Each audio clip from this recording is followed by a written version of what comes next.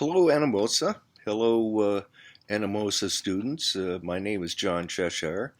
I'm a veteran, and your choir director, Mr. Ely, kindly invited me to make a little presentation. Had hoped to do it in person, but thanks to COVID, I'm going to do it here virtually. So it's good to be back in Anamosa, at least virtually. I love that town. And I'd live there too if the winters weren't so rough.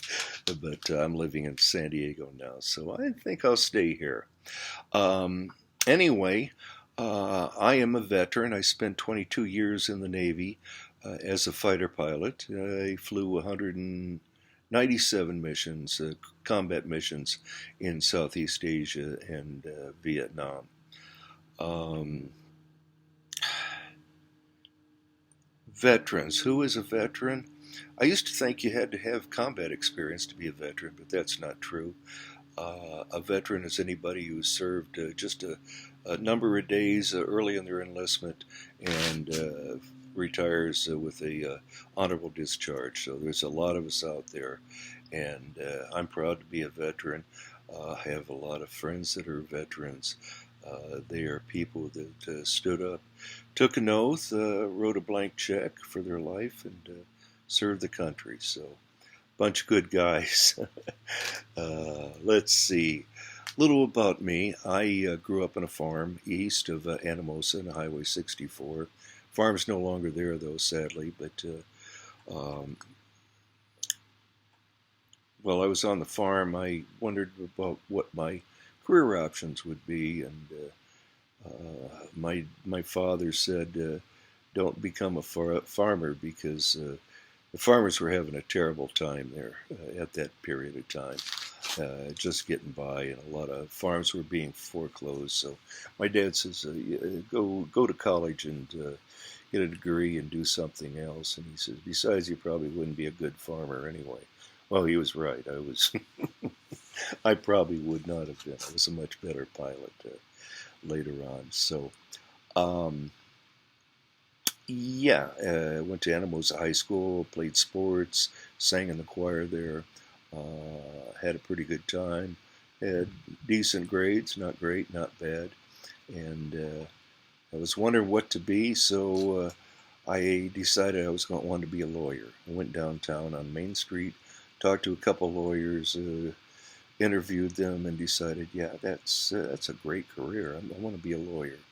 So I graduated in 1964 from Anamosa High School, went to Creighton University in Omaha, Nebraska, and I enrolled in their pre-law program, which would have put me into law school after I graduated undergrad. Meanwhile, my sophomore year, my whole entire life pivoted, turned, changed, whatever.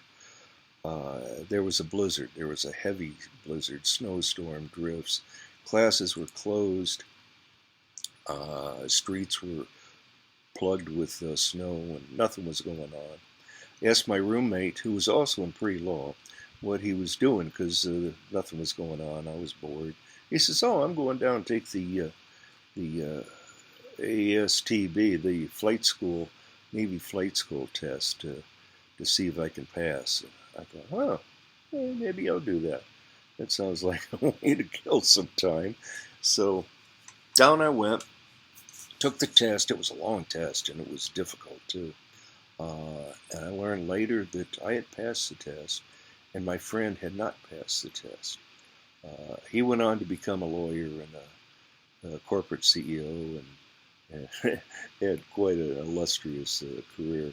But he always kind of wished he would have passed the test and got to fly in the Navy. So I did. I passed the test.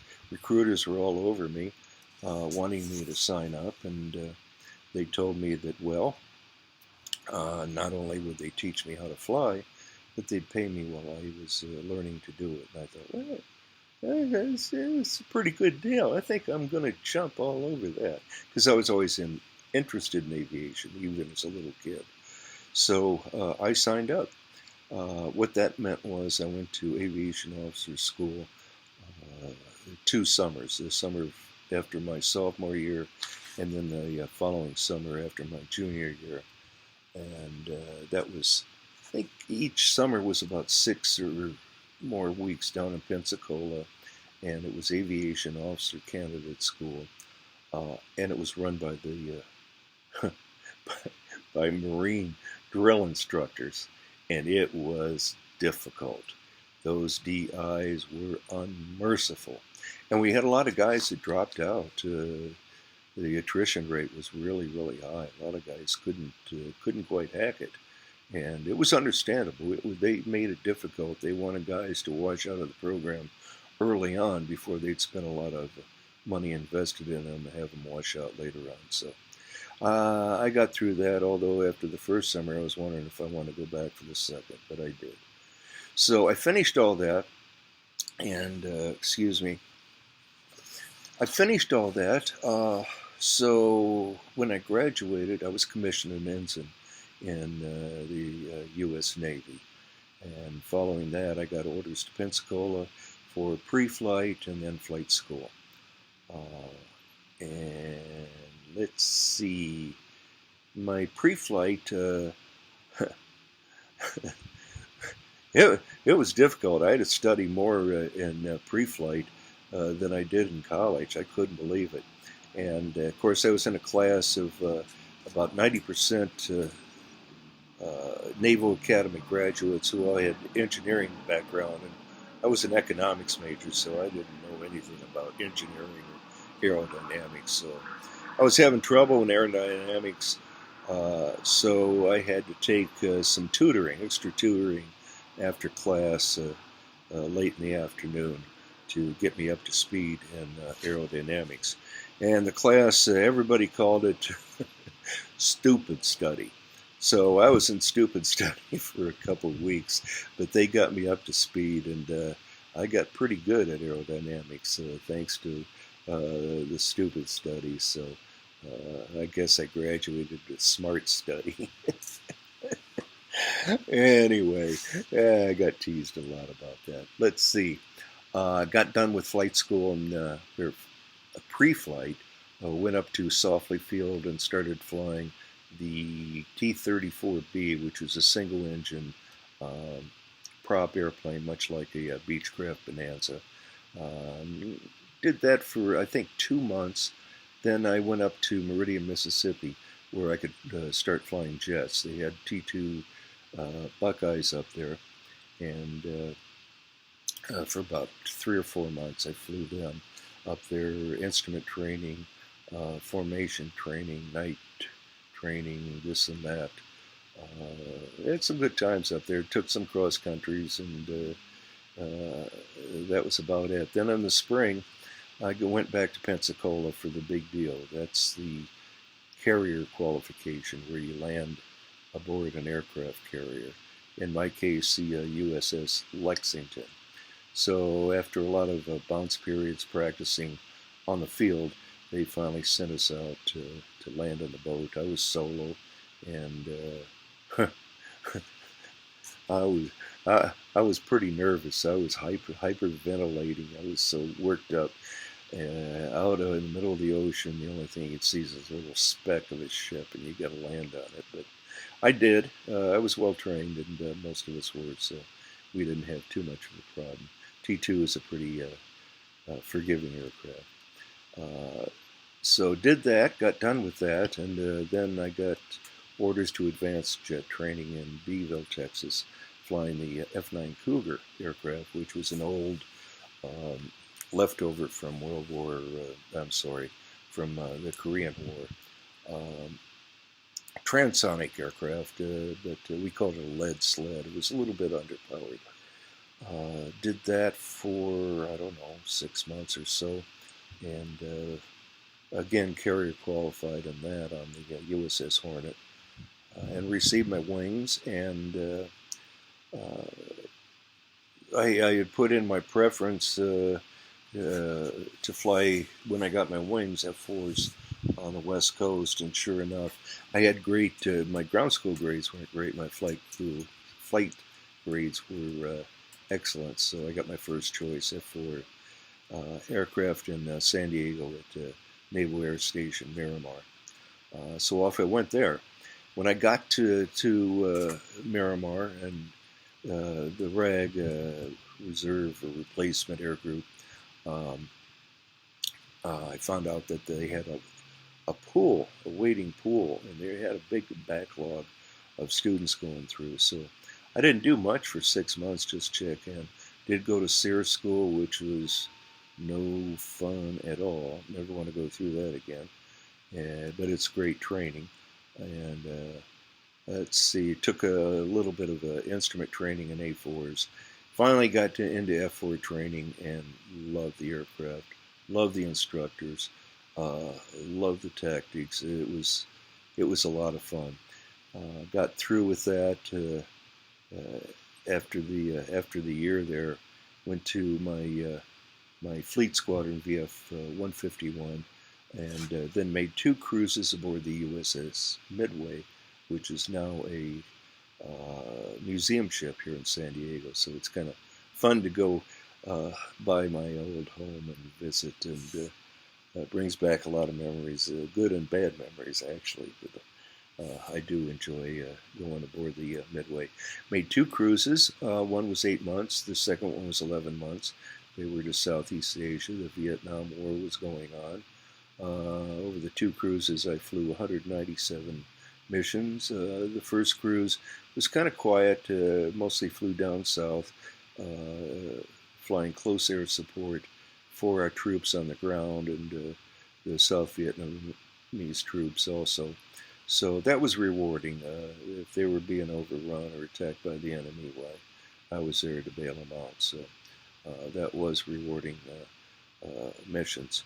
The second cruise, the president opened up the bombing halt over the north, and we went in with all force, trying to end the war and bring them to the peace table. So up there, I got shot at every day, triple A, SAMs, you name it. Yeah, pretty scary at sometimes, but after, I don't know, several months, I kind of got used to it. If they didn't shoot at me one day, I thought something was wrong, and I was almost disappointed. So I started living on adrenaline, and you shouldn't do that. But thank goodness we ended the war, signed the peace treaty, and our ship turned around and came back to San Diego. So back here, I was wondering what to do. I thought, well, maybe I'll go to law school now, get out of the Navy and go to law school. But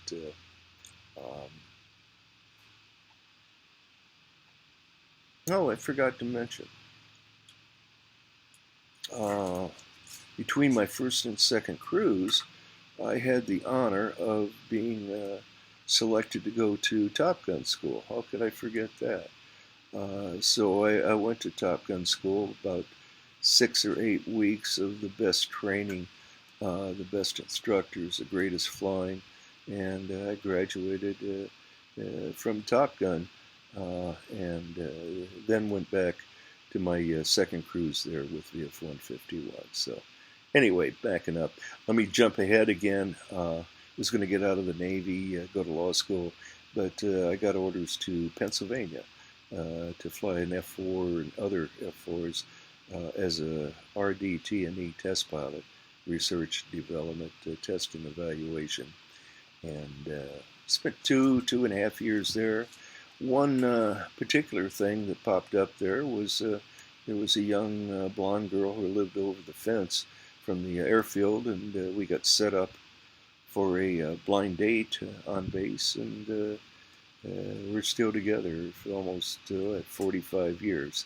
Got married out there, and right after we were married, I got orders back out here to San Diego, flying the F-14s and VF-1, one of the first squadrons to acquire that aircraft.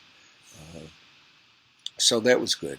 Came out here, I guess I went through the replacement group this time in about 6 months, and caught up with my VF-1 fleet squadron. They were, where were they? They were overseas in the Philippines. So I flew over there and joined my VF-1 squadron.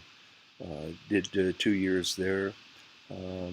Wasn't as much fun as my first squadron for a number of reasons, but I did have a good time. It was a great flying. Uh, I got to pick up an F-14 and ferry it to the Shah of Iran before the revolution, which was quite an experience. And I did some top secret flights up in Area 51 that I can't talk about. So that was exciting too. Um, yeah. So anyway, I at that time I'd been in active duty about 12 years or so. I wanted to be an airline pilot, so I put in my letter of resignation, became an air pilot. I got hired by Continental Airlines almost immediately. Spent a year at Continental Airlines, got furloughed out of a job, got picked up by the San Diego Padres baseball team. They had a 727. They needed a pilot. I needed a job. So we hooked up. I did that for a year and a half, flying the Padres and other sports teams around on a charter airplane. Lots of fun. Met a lot of great people, Hall of Famers, and quite an experience. But anyway, Ray Kroc, who owned the team and the aircraft, his health got bad, so they were going to sell everything. So I needed a job, and my friend from the Pentagon called me up and says, "Hey, John, uh, we're short of pilots. You want to come on down, come on active duty again?" I said, "Well, yeah, the timing's perfect. I'm going to be out of a job again." So I took his offer and I went to NAS Kingsville, Texas, where I was the operations officer of an advanced jet training squadron, VF-24, and I'm sorry, VT. I must be getting senile. It wasn't VF, it was VT-21. But it makes no difference. It's neither here nor there. Flying A4s. Had a great time there. My wife was a school teacher down there. We got to know the King Ranch people, and which is the largest ranch in the country. And I spent some time out there and did some hunting and fishing. And our kids were starting to grow up and had a lot of fun down there. Meanwhile, we came back here. I was briefly stationed on the USS Constellation as a tactical action officer and air warfare officer, but I left active duty and went back into the reserves.